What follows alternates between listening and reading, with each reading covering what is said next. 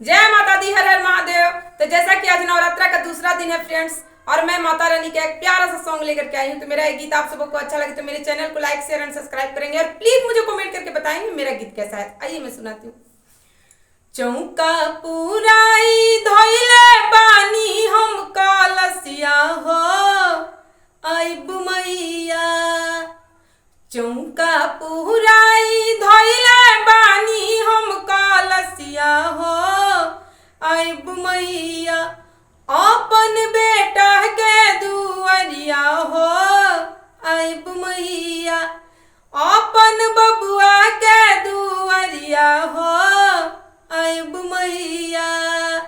गैया के घिउआ से आरती सजवनी, फल पचमेवा के भोगवा लगवनी।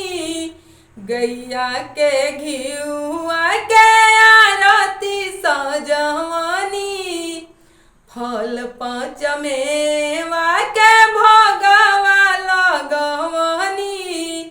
पनमा के बीरा लेके देखो तनी असरिया हो खाइब मैया। पनमा के बीरा लेके देखो तनी असरिया हो खाइब मैया। अपन बेटा के दुआरिया हो आइब मैया। अपन बबुआ के दुआरिया हो आइब मैया। निमिया के डलिया में झूलुआ लगवनी, लाल मखमलवा के आसन बिछवनी। निमिया के डलिया में झूलुआ लगवनी, लाल मखमलवा के आसन बिछवनी।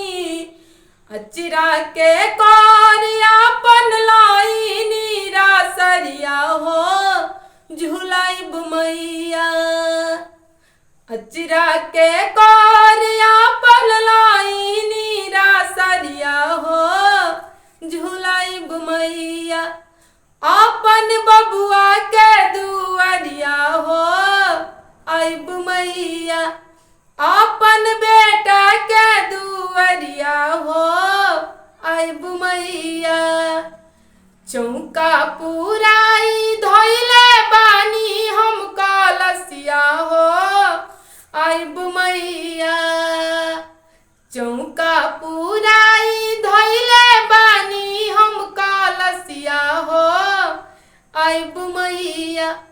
अपन बबुआ के दुआरिया हो आइब मैया। तो फ्रेंड्स, कैसा लगा मेरे यह सॉन्ग? जय माता दी।